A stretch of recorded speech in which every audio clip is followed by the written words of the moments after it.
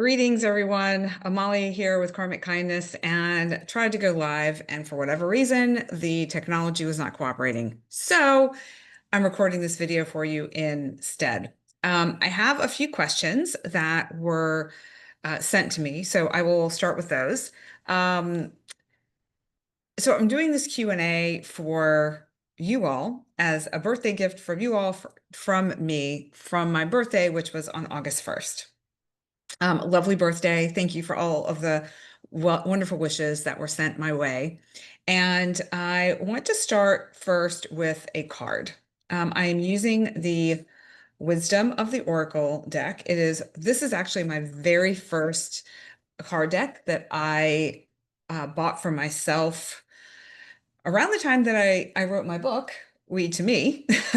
I bought it a little bit before that. I was looking for different pathways for answers to guide me to feel like I was supported, to be able to connect with an energy, a force greater than myself. And I found that cards were a really great way to communicate with this energy that surrounds us all. So I have a Getting Started with Cards course that you're welcome to check out on my website. And I talk a little bit more about just some different strategies and the best way to get started with cards if they are new to you.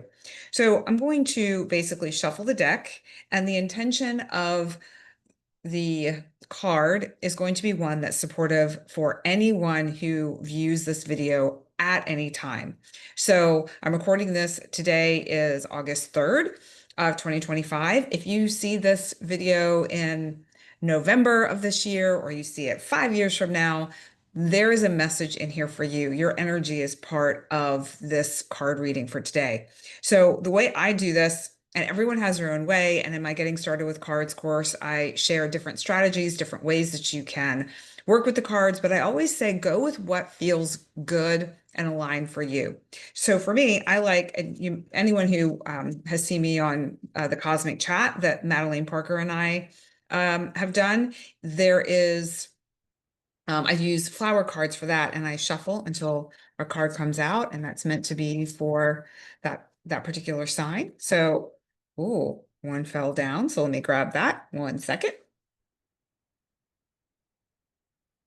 Okay, so the card fell out of the deck. So I am taking that as a message, a sign for us all.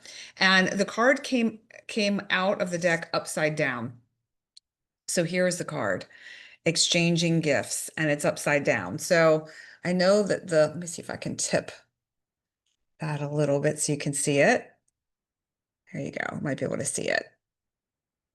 So just notice where your eye is drawn. Notice any feelings that are emerging for you. Notice any memories or thoughts that might be coming up. And it might throw you off that it's upside down. So I'm going to flip it right side up so that you can see it in this version as well. I'd like for you to see, so you can see there's stripes on the wall all the way up, just getting kind of lost in the light here. And just notice what comes up now as you're looking at this card right side up. Now, when a card is upside down in the work that Colette Baron-Reid, the author of this particular deck, she calls the cards in reverse position or upside down in protection. So it's a slightly different energy than if it were right side up. So this card, Exchanging Gifts, you can see here, there's a ballerina in a box, there's a little cat. So what do these symbols mean to you? You know, there's a ballerina that's in a box. There's a message that's in the book, but I'd like to share what's coming through based on those of us who are going to see this. A cat is a very agile animal. A cat also is independent. A cat is not concerned about what the owner wants or thinks or needs. It's different than a dog from an energetic perspective. And the cat's kind of playing with her a little bit. If you can see here, they're kind of exchanging something. She's giving the cat something, the cat is giving her something. She's coming out of a box, a gift box. You can see ribbons on the floor. And so it's almost like the way I see it is, and because it's in protection, it has a slightly different energetic. Where might you be dancing through life in a way where you're not necessarily seeing things clearly? Where maybe there is an exchange or a reciprocation of energy or time that is looking to come into a sense of balance or equilibrium. The other thing I'd like to point out too is the number 27 here on the card. Um, Using the Kabbalah, the tree of life, and the 22 energies of the numbers of the letters, bringing it down to a single digit of 9. 2 plus 7 is 9. 9 being a number of completion, also a number of power, using your power properly. It also has to do with like psychic abilities and intuition and protection. So there might be some energy of maybe needing to protect yourself, maybe to use your energy to protect someone else. This again might be this balance, this exchange, this exchanging of gifts. Okay, I'm going to share a little bit from the book as well, just to give you a little bit of a different flavor that might be beneficial for those watching. Okay, so with this um, with this card in protection, there's quite a long message. So um, I'm just going to read, I guess I'll just read to you what it says here. Be careful what you pray for because you just might get it and then realize you don't want to face the hefty price tag that comes with it. You may find yourself in a situation you've always desired, but know you will have to walk away from or even fail at because you can't or won't pay the dues it asks of you. If you want to be a famous musician, you have to practice your craft every day. If you want to be a millionaire, you have to be responsible for managing the money and paying the taxes. Even a windfall bears a cost. It's okay though, because spirit will help you achieve balance over time. Another message here reminds you that being only the giver and not the receiver plays out in many relationships in your life where you find yourself in victim mode, in a codependent dynamic, or holding on to a false sense of control. Others may push you to continue to prove yourself. The time has come to distance yourself from this kind of imbalance. Being aware of the need for both give and take is the first step to your true destiny. It's all good and getting better. Not only can you handle this, but you can flourish as a result. Okay, so lots of messages. In essence, again, I feel like it has to do with, whoa, I almost dropped my deck, with balance in your life, that giving and that receiving, being careful what it is that you are looking to receive. What is it that you're calling into your life? Be careful what you wish for. And if you do wish for something, and it does begin to come into your life, know that there is a cost to it. And that doesn't necessarily mean a financial cost, but there might be an energetic cost or something that you need to um, give up or put to the side or sacrifice in order to receive what it is that you're really looking to call in and cultivate in your life. Okay, now let me pop over here and look at, actually, hold on 1 second. Okay, so I wanted to pull up my questions here. So I have a few questions here. One is, what can we do to remember our future self? Okay, so this is kind of a big question because it's touching in on a couple of different things. One part of this is, what can we do to remember our future self? If you think about the future in linear time, that means that your future self, it hasn't happened yet. So how can you remember something that hasn't happened? If you think about time in terms of the spiral and in terms of it not being linear, that it's all things happening all the time, all at once, you can access a memory of the future. You can almost like think of it like visualizing yourself in the future and connecting with that version of you and bringing back some of that energy into the present moment to help you reach each other more quickly. And so I think one of the easiest and simplest ways to do that is if you are in a state of joy or you are content. Um, when you feel this sense of, oh, life is good and this feels amazing. To me, that's a great time to really visualize something that you would like to cultivate and bring into your physical experience.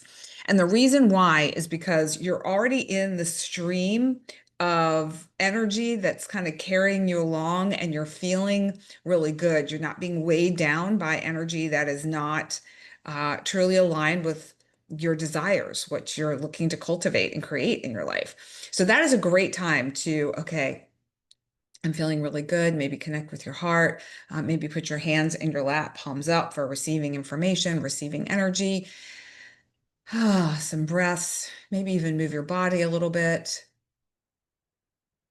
And what vision of yourself do you see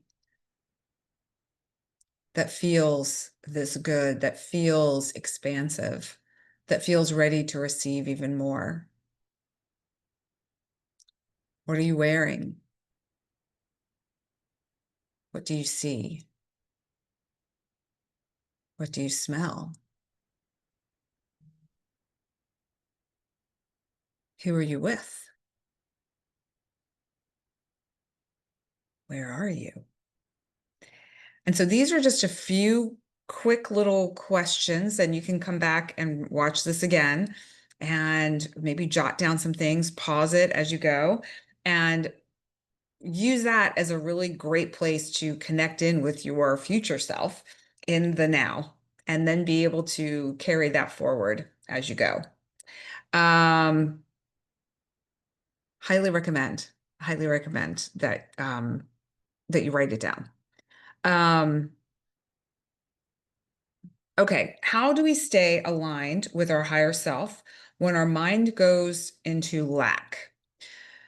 Okay, so I feel like the feeling of lack or the mental loop of lack that can show up often comes from being in a place where we are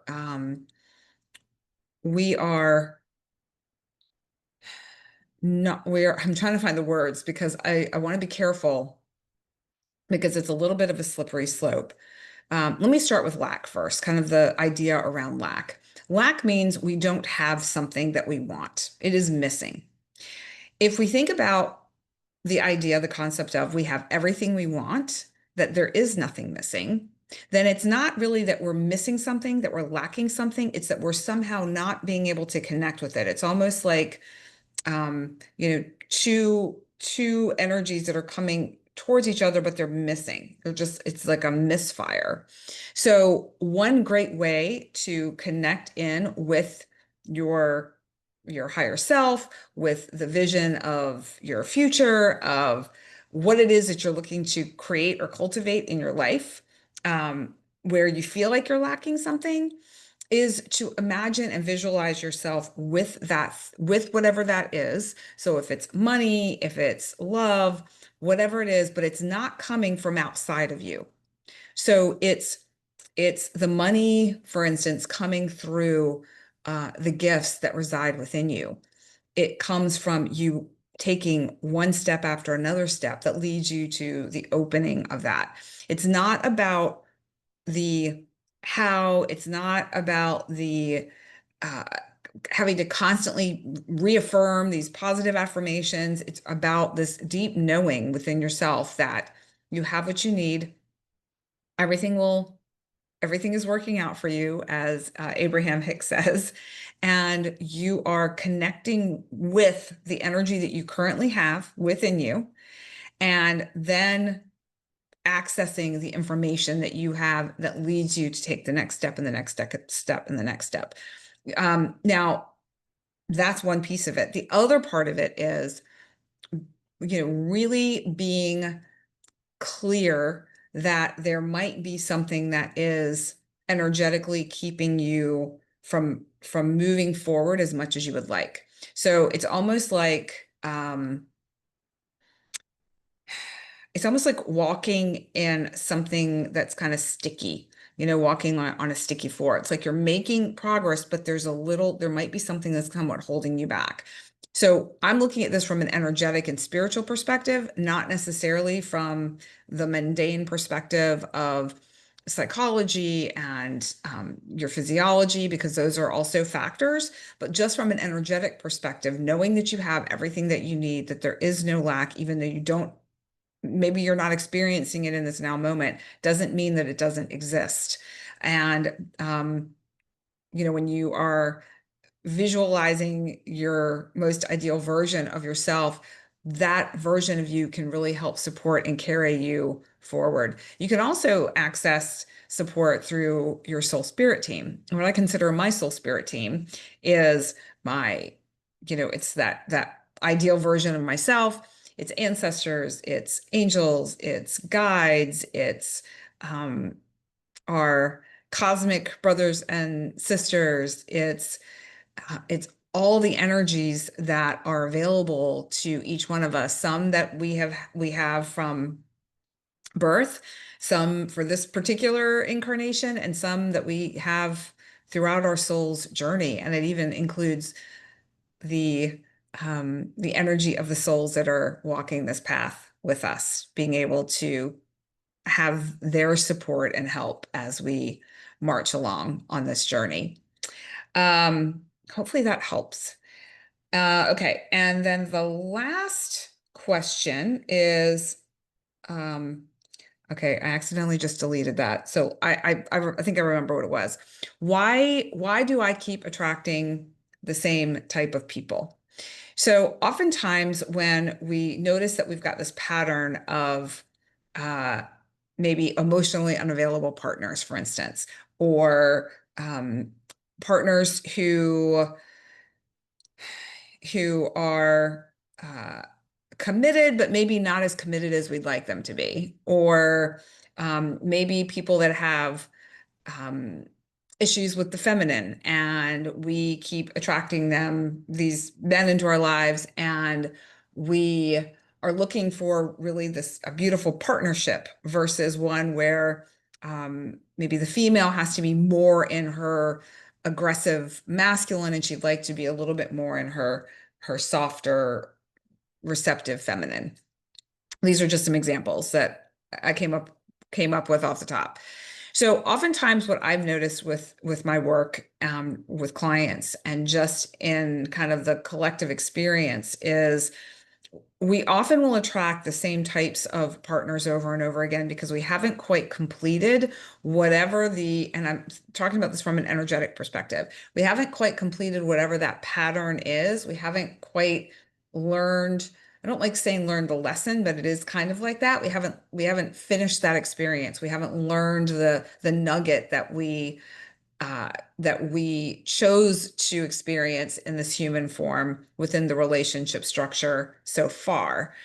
So, what my recommendation would be for any of you who this question resonates with is if you notice a pattern in your relationships, and I'm a big fan of making graphs or making lists, write down each of maybe the last relationships you've had, maybe the last 3 to 5, if there is a pattern there, and write down, their name, the duration, and then kind of the key points of the connection and the disconnection. And do that for each one of the relationships. After you've done that for each one, look to see if is an overlap between the connections and is there an overlap between the disconnections. And you will likely see a pattern begin to emerge beyond what your mind has already kind of assessed is the pattern. Because what I've also noticed is our mind is really adept at keeping us away from things that make us uncomfortable and try to keep us in a comfort zone. And when we're in the comfort zone, we're often not expanding ourselves enough to actually learn what it is that we're wanting to learn on a soul level.